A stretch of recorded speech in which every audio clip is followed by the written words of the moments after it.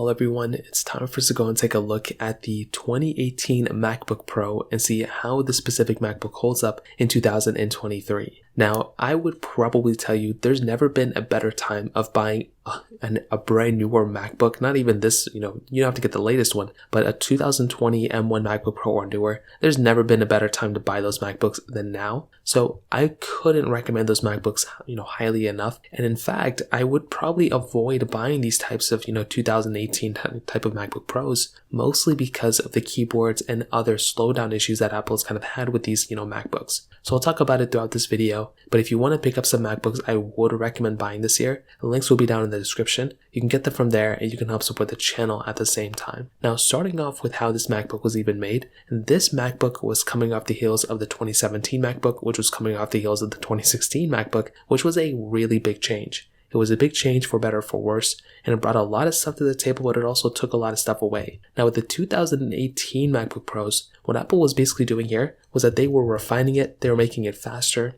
and I remember a lot of people who purchased a 2018 MacBook Pro, and they probably liked it for the first while. But then again, it started having these types of issues that a lot of the other MacBooks started having, keyboard failures, a lot of thermal throttling was happening with these 2018 MacBook Pros too. But the craziest thing, and the thing I've never really understood about these MacBooks, was that Apple made them look so beautiful. These MacBooks and the design of these MacBooks have held up so well throughout the last several years that it's like not even funny. It is crazy how Apple made these things look so beautiful. And it's very sad because nowadays, these MacBooks aren't really worth buying because of the hardware issues that they have. So I feel like the design of these MacBooks still hold up very well. They still look very beautiful. It just so happens that it's not really worth buying anymore because of the, various problems that they have within. Now, at the very top of the MacBook, we do have our Apple logo. It's always looked good. It's pretty much always been there. It's not a glowing logo anymore. It hasn't been for many years,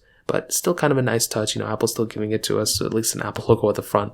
I think it looks pretty good. There were two different colors you can choose on this MacBook too. There was the silver model, then there was the space gray model. For me personally, I like the silver model, but that space gray model still looks very, very good as well. Now, there were a couple of different variations of this MacBook that came out. There was the cheaper one, then there was the more expensive one. Both of these models had USB-C ports, but the more expensive one had 4 USB-C ports, where the cheaper one only had 2. So that was something that is, can be kind of annoying to some people. Personally, for me, I had an M1 MacBook Pro that had 2 USB-C ports on one side, and it honestly really wasn't that bad, but I do quite miss, being able to charge on both sides if I want to. The latest MacBooks do give us that ability, which is nice. With this one, you have the ability of getting that 4 Thunderbolt 3-port option, which is nice. You also have the ability of getting a 15-inch model of this MacBook too. So this was I like the bigger size of the 15-inch ones, and these were thin MacBooks. They weren't that big, they were fairly slim. Even the 15-inch one didn't seem that massively big too.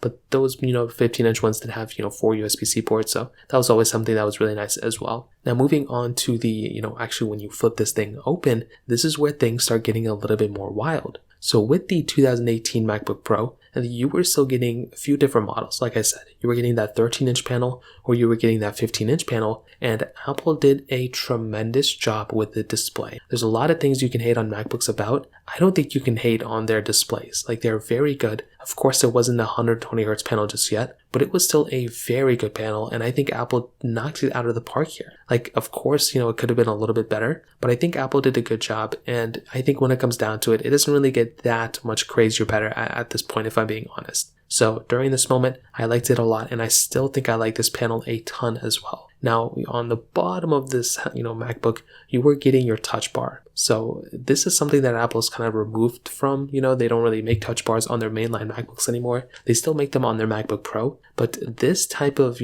keyboard and touch bar, kind of thing, I don't really think it held up that well. And, clearly people didn't like it. I've heard so many complaints about it. And, after using my own 2020 MacBook Pro, the M1 model, that basically had the touch bar, I don't know, I think it was okay, but I just didn't like having another screen down there because then, random things and glitches would happen. And sometimes I would have to restart my MacBook. It wasn't as big of a deal as I originally thought it was going to be, but it was still a kind of an annoying thing. And that can be kind of annoying for a lot of people. So I'm glad they removed it. They brought back the function keys, and definitely I think that was a smart choice for Apple to do. But then we get into probably the biggest problem for these MacBooks, which was the keyboard. So Apple tried to go ahead and make a small keyboard with less travel. I think we all know this. And the problem with these keyboards was that after a period of time, they would just break. So back in 2018, even some people knew about it. But even now in 2018, this is a big problem. Since then, Apple has gone away from these keyboards, and they pretty much don't even want to talk about these keyboards anymore, which is the right thing to do. But I feel like it's a few years too late. And the people who bought these MacBooks, I think you can go and still get them like replaced and fixed and all that stuff. I've heard of stories of people replacing their keyboards and then end up getting like a newer MacBook.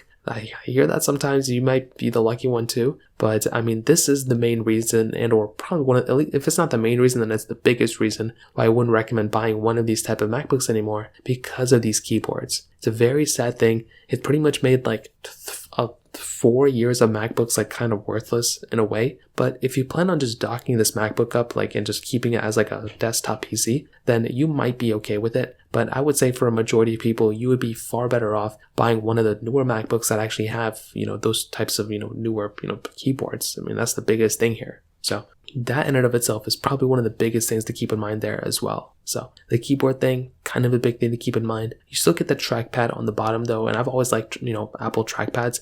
They are very, very good. Compared to other PCs I've owned, these ones are some of my favorite trackpads. They're very reliable. The vibration motor always works pretty well, and I think visibly it looks pretty good. Now from the performance side, this is I think another big area for these MacBooks, because they were Intel PCs. They were pretty good, I would say, not the best in terms of performance, but you weren't really buying a MacBook per se because of the performance. You're mostly buying it because of the Apple ecosystem. And the thing with these Intel MacBooks that I like a lot is that there weren't these weird stipulations that Apple kind of had on their M1 lineup. They've since kind of fixed it on their M2 models. But on these MacBooks, you can dock these, MacBooks up to multiple monitors if you wanted to. You can go ahead and install Windows on them if you want to natively. So there was a lot of cool things you were still getting on an Intel MacBook over even these M models. Now we have the ability of docking it up to multiple monitors and whatnot, of course. But I still think this type of MacBook, for its capability like that, is still holding up fairly well. The performance of this MacBook really isn't that great though. I think we all kind of know this. It's definitely showing its age. Again, these Intel machines, they're good. I like Intel a lot. But the problem with these types of MacBooks is that they are fairly outdated when it comes down to it. The performance of these MacBooks,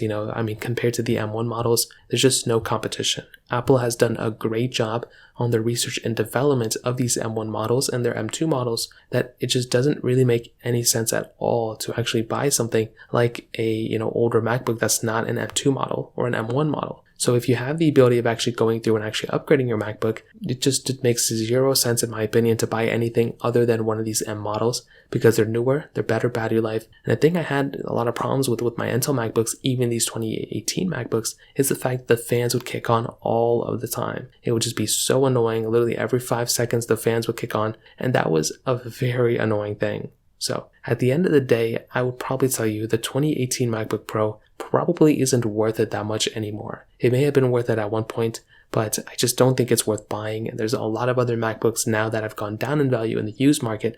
Things like the M1 MacBook Pro, the M1 MacBook Air. Those MacBooks I would 1000% recommend buying over this type of MacBook in my opinion. So in terms of that kind of covers it up there. If you have any other thoughts or questions, let me know in the comment section below. Hit the like button, that would mean so much, but definitely hit that subscribe button. More importantly than everything else, I love every single one of you guys. Hopefully I'll catch you guys in the next video. Peace out till then.